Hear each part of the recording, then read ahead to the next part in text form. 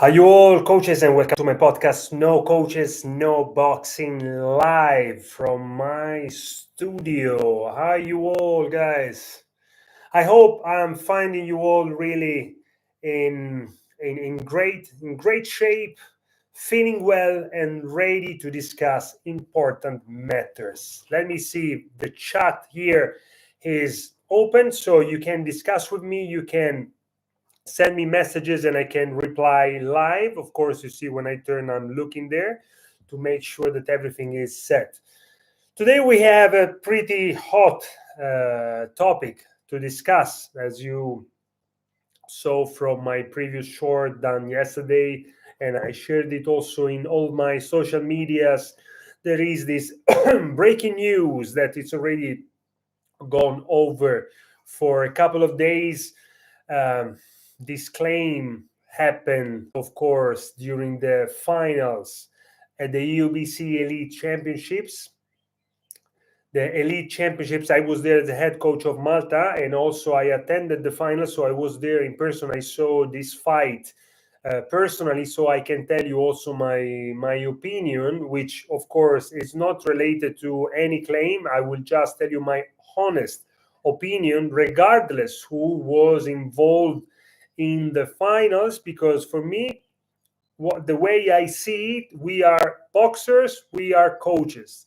It's not important the country that we are representing, because everyone is on the same page. This is in my eyes.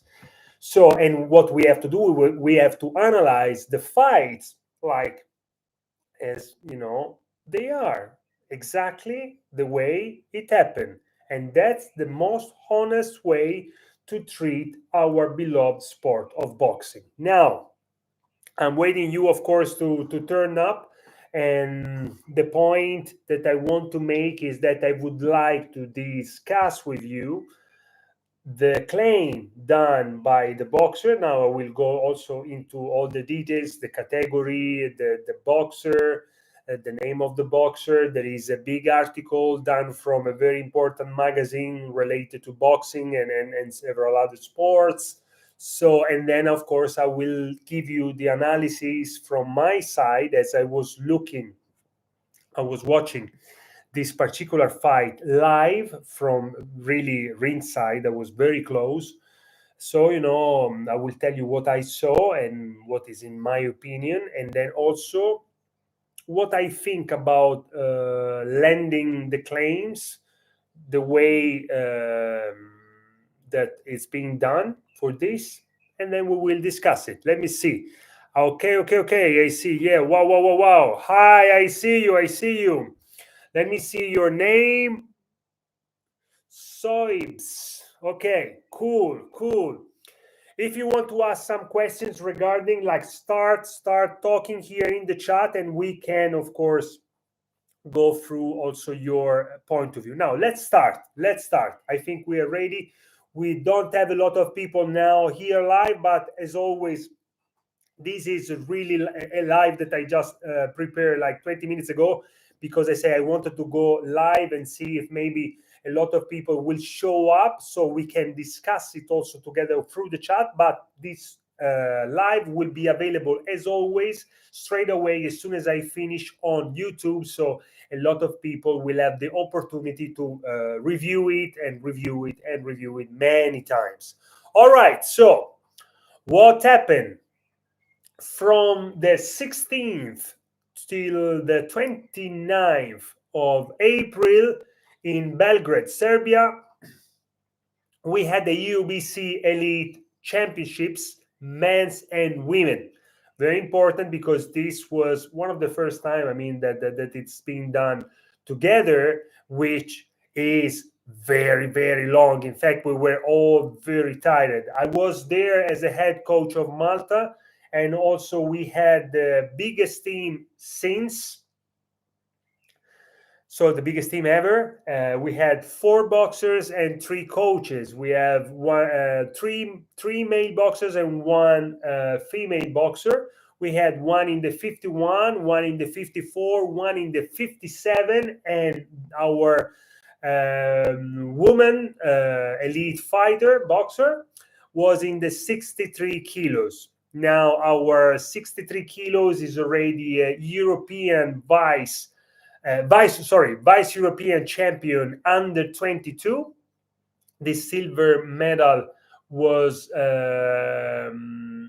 won the last November in Budva during the EUBC under 22.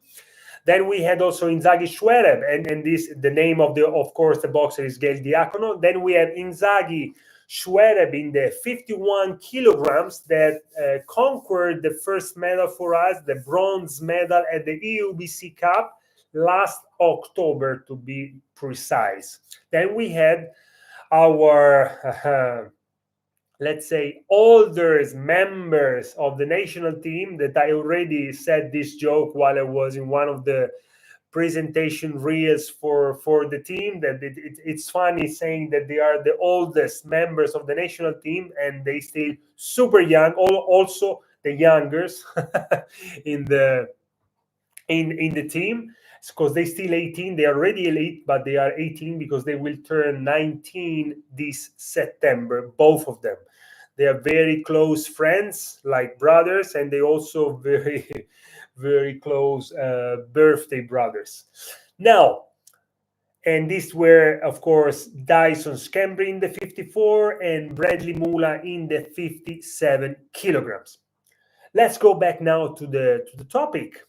The last day of the EUBC Elite Championships was for the men's final. And we had a lot of good fights, especially the first three fights, 41, 51, and 54, if I'm not wrong, were amazing.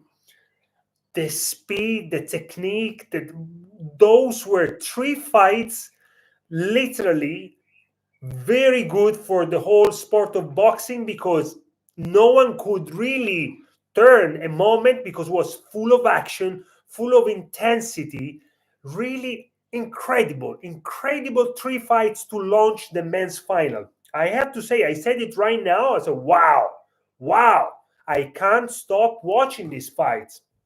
And in fact, the fourth fight, which was the 60 kilograms, was let's say a bit slower. And of course but slower doesn't mean it was slower than the previous three fights, 48, 51, and 54, which they were I think was the 57, then that was a bit slower, but because literally 48, 51, and 54 was incredible to watch. The whole fights, the three fights, they were incredible. So, and then this was the first part. So we had four fights in the first part. Then we had the second part with four more fights for different categories. And then we go into the 67 kilograms, where we have Georgia facing Russia. Now, here is where we have the hot topic to discuss here today. I watched the fight, and of course, straight away, while we were watching, I was there with a colleague of mine. We both, without even discussing, or we just said an opinion straight away, honest opinion, bam, raw opinion, crew, just what we thought, at the moment. We saw the results. The results was 4-1 to the blue corner. If I'm not mistaken, the blue corner was Russia. 4-1. And that, to be honest, I thought that the Georgian in the first round was deserving way more. Meaning that I think that he was leading the round, and no problem. I mean, this is an honest opinion. The first round, I think, was more for the Georgian and not for the Russian. And okay, this is what's happening all the time. We see the fight in a way, and other people can see the fight in another way. No big deal. Then we move into the next round, second round. And that's where I think most of the problem happened. Again, as I was honest in the first round, for the first round, I will be honest even for the second round, because in the second round, Georgia changed the strategy. They went short distance. Short distance was where the Russian, to be honest, started really turning the fight upside down. He started doing more, but because that was his distance and what he wanted. And in fact, he showed straight away that he was very comfortable in that distance, and he did way more. And in my opinion, he did more to win the second round. So you see, in my opinion, was the first round was for Georgia and the second round for Russia. They gave the round for Russia. So at that point, we were 2 rounds for Russia leading. Now, we have one more round. We all know what it means having one more round.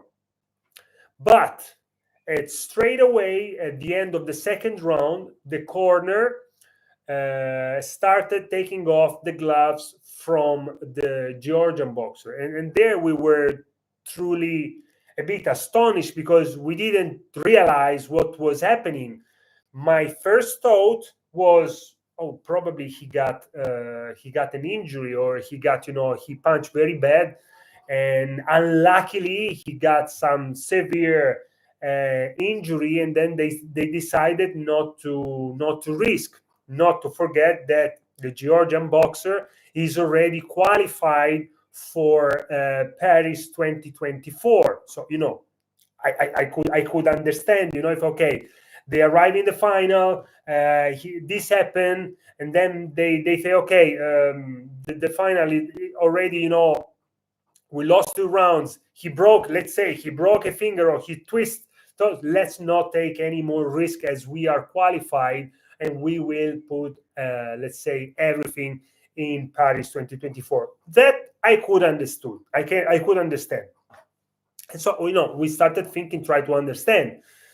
But then lately, after, it's been given the official result from the referee, then the boxer stayed in the ring a bit more. He took off his vest. He went on top of the ropes in the corner, and then we understood that this was more a sort of a protest, saying I disagree with the previous rounds, and this is why I withdraw myself to continue the fight. And also, until here, we have no official claims, no interviews, nothing. But then I would think, okay, regardless if you have no injuries and nothing, maybe we were thinking, as people that are there attending the finals and, and rooting for good boxing, despite the result that until that moment wasn't what he was expecting. And I tell you, that also, my opinion was that he won the first, but he lost the second. So they were supposed to be draw, by the way. So anyway, but even if losing the 2 rounds, this doesn't mean by the rules and regulations and the point system that is ruling in boxing, didn't lose the fight yet, because you still have a 3rd round where anything can happen. And we know, that in boxing, one punch can turn literally the fight upside down. But, they decided to take this path, and okay. But we were pretty sad, to see this, because of course we felt sad for the boxer that he felt in that way, so he would draw himself. And we wanted just to see a good fight, because that was a very good fight, by the way, very high level, both of the boxers.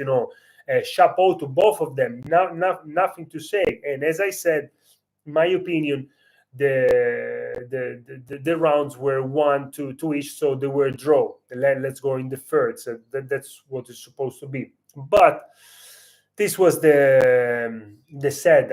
Sadly, they decided this way, and of course, okay, we had to accept it. Until that moment, okay, good. Maybe they decided just to put everything, into Paris 2024, and we will see. We wish him, of course, the best, because very good boxer. Is Lasha Guruli in 67 kilograms from Georgia. Georgia is a country that I know very well. The level of boxers is amazing. The coaches are fantastic. Really, really always happy to see them fight and representing their own country and representing boxing. Then what happened? This is the reason why we are live now today to discuss together. It happened that I saw a couple of days after an interview and then an article on Inside the Games. It's a very well-known online magazine which discuss boxing and also other the Olympic sports and other very important information regarding sports. You can find all the time news about IBA, EUBC, the IUC steps, the Olympic Games, a lot of things. I'm not related. I'm not related in any ways and anyhow to it. I'm just mentioning to make you understand that this claim is being done on a very important magazine. So it's not just some rumor going around that I heard. No, this you can find it if you go on this magazine. You can find the article, and there is also an interview of Lasha Guruli, but unfortunately it's in Georgian, so that we couldn't understand what he was saying, but it's written in the article word by word. So basically, and this is very sad, he's saying that he was approached the day before of the final, and he was offered money to not participate in the final.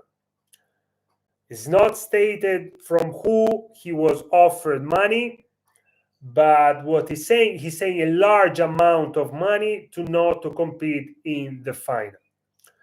And this is what he's claiming. Then he also claimed that he decided to, of course, refuse this offer and to take it to the final. He took to the final, and then the moment he saw the fight wasn't going his own way, the corner, together with him, decided to withdraw definitely. Now he's also saying that he will say a lot more of this situation after the Olympic Games. And he also mentioned another federation. Now, with all the respect, here is where I would like to discuss with you all. And hi, good work. Thank you so much. Sorry, guys. I thought we are live. That's the beauty of it. I'm very happy to see that you're here.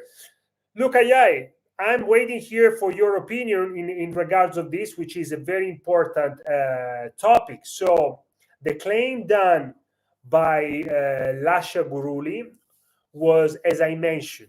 Now, this is what is important and where I want to give my opinion. I have no proof to say that this is true or false, absolutely, and I'm not gonna say anything of it. I just want to analyze the path, especially in this very moment where the whole sport of boxing is in danger day by day, because all these claims, rumors, and problems and issues are just damaging our sport. Now we need to protect our sport, and if we have anything to say, any claim, I think that we should prove it first, because otherwise, in this case, it might sound that anyone claiming something without any proof could also not be considered legit, which is a big difference, because anyone can claim whatever. Then I have a question, because of course, as a person involved in boxing, which It's a very important sport for all of us. We need to protect it. Now, as a person that is involved in boxing and I'm receiving this regarding my sport, then I say, okay, I have questions. Now, my first question is, as we did an integrity forum, as either IBA and EUBC are more than 100 times, I think, a day, remembering to anyone that no harassment at all in any ways is accepted, and they are calling anyone to come forward, even anonymously, to present this kind of issues to save boxing, But so this is the very important thing. We have this, and why the boxer and the team, the coaches, didn't show up before the fight, presenting this very big problem. Because if anyone showed up saying anything regarding and offering money to not to compete, so this is corruption, this should have been said before the fight. Because this is why I'm analyzing the fact and the situation. I'm not saying, remember, I will say it again, my opinion is not if this is true or false, because I cannot prove it. That's the point. So I cannot say it, because if I say, yes, it's like this, I have to prove it. Now, my point on this is we need to protect boxing in the right way, and if we have something to say, we need to prove it, because this is the only way to protect boxing, because otherwise it's just another rumor. And let me tell you another thing. So my opinion is that this issue should have been reported straight away before the fight, because after the fight and after losing the fight off, also the way that happened, it doesn't sound very good on their corner. Okay, I think that you are always following what I'm saying. Then why, that's the point, why going on an interview and taking two interviews, one live and one on an article, saying this after? No, it doesn't sound nice, because this is creating rumors. This is creating, misunderstanding and a lot of chaos in a moment where boxing is in real danger, and we need to protect it. Now, really, I want to be sure again that the point of my live today is just to analyze the procedure.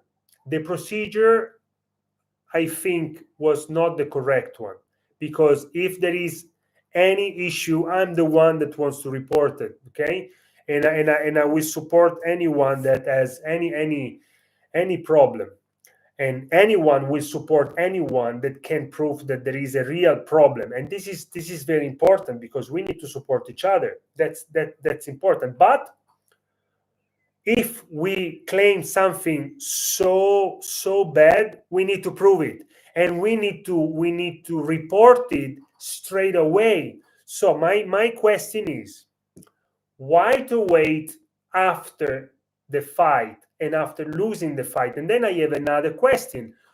Would the boxer have take this interview saying the same words if he was winning the fight?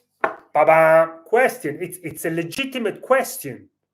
That's why I'm saying the procedure done for this is completely wrong. Because let's say you are in the right, not saying nothing, going into the ring, trying to win the fight, and then claiming this after the fight didn't go your way and withdrawing the third round, it doesn't sound really good. This is only what I want to discuss today, because I have no proof to say this was true or false. How can I say it? I had no part in this. No one spoke to me about it. I just saw this interview. I saw the fight and I saw the interview. The fight, as I want to remember you again, I was there, you know, next to the corners, you know, ringside. And then I saw this, you know, and I'm not happy about it. I'm not happy about anything bad happening to our sport, but especially now when we are trying to save our sport, these kind of situations are just jeopardizing all the work done from all of us. And again, I hope, you know, guys, you can of course send a lot of messages even when you will review the live after it will be finished. And I had some coaches following. I see a couple, 2-3 messages, and thank you so much. Yeah, yes, thank you for the respect. Thank you for being proud of the work done here. I'm proud of you all too. And again, think, please, coaches, what do you think about the analysis of the procedure that I have done? Because this is only the analysis of the procedure, because I'm not going to say this is true or false. I cannot, and I have to be honest, you know, all the time.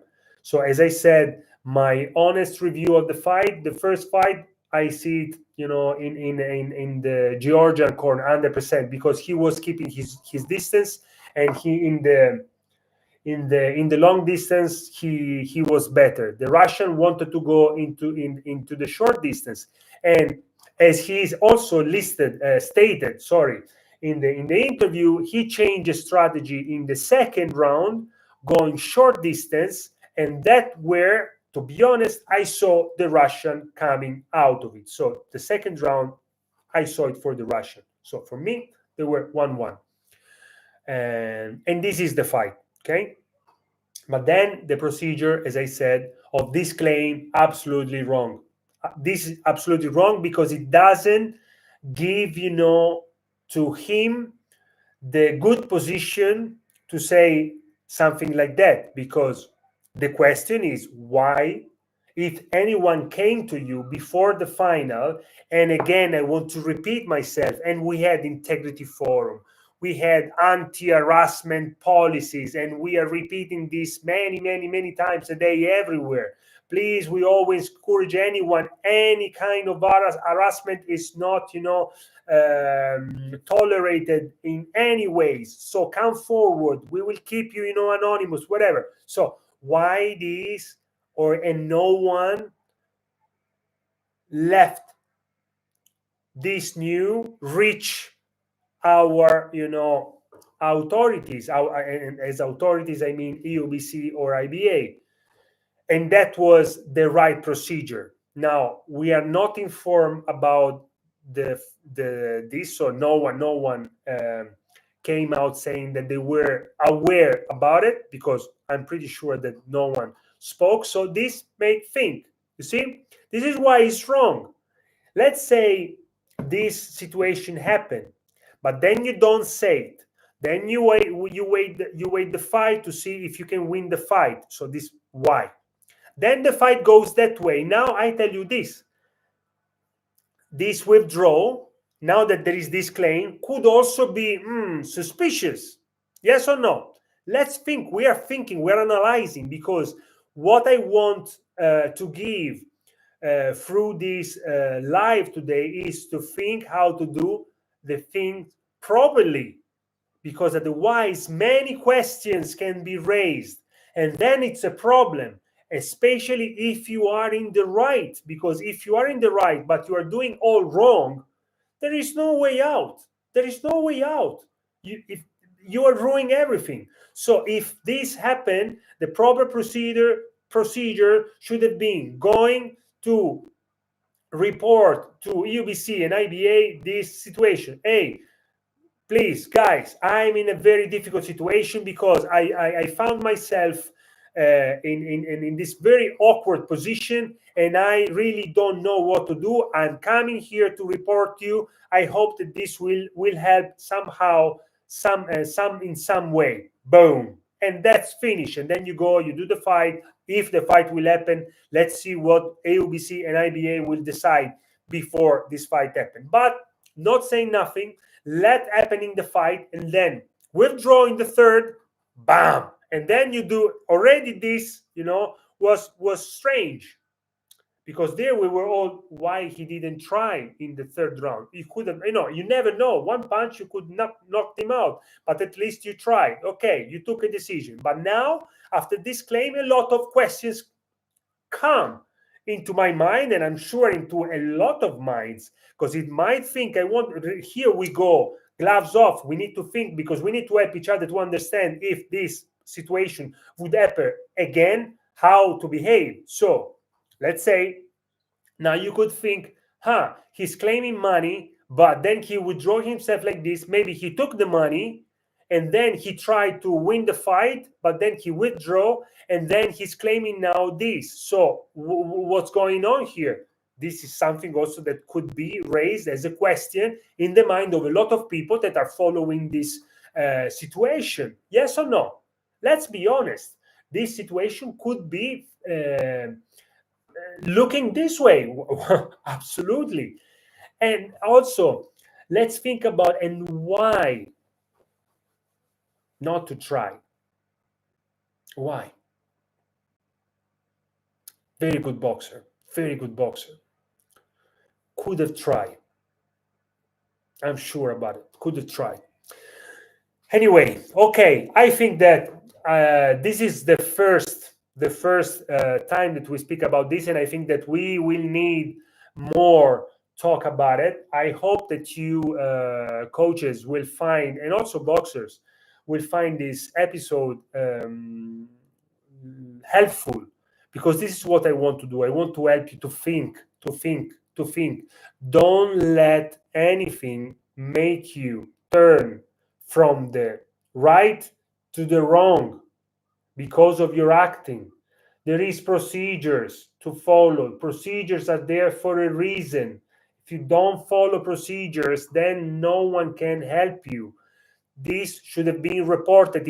If I cannot say if it happened or not, because if it was reported, then okay, then you need to prove the fact that you are reporting.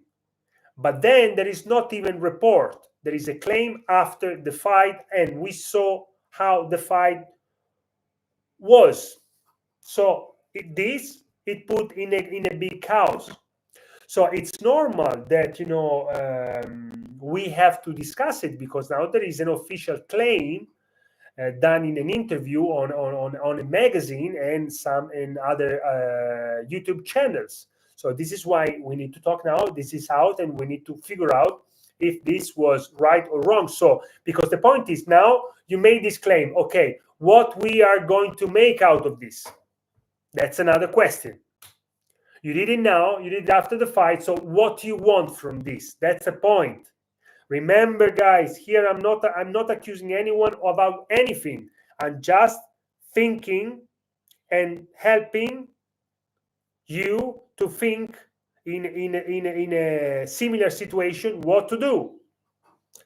What do you want now out of this situation after this claim? What are you expecting? That's the point, because when we take this stance, we need to know what we are doing. Deciding not to report, that's an action. Then decided to report it after, that's another action. What we want from this? This is what I would like, to be answered.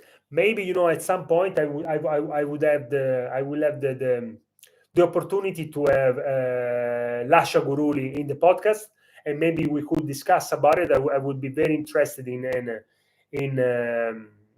his insight directly from him, and see, and also ask him these questions. If he will be, of course, comfortable to answer me, we will see. We will see. This again, mine is an honest analysis, because as a coach and a chairman of coaches, I want you guys to think about the procedures, which are very important. It's not important what's happening. If we follow the procedures, then if we are in the right, we are in the right. And if we are in the right, but we don't follow the procedures, we risk to put everything in jeopardy. So this is the point of my life today, and this sort of, analysis of the facts. I hope that this was really helpful for you all. And guys, I think that we will discuss this again in the next episode, 100%. I will also maybe schedule the next live regarding this important topic for next week. So you will have the time, of course, to put it in your calendar. Today I just did it like this. I always do this kind of stuff, but I saw some coaches coming and also send some messages. So I'm very grateful for this. Coaches,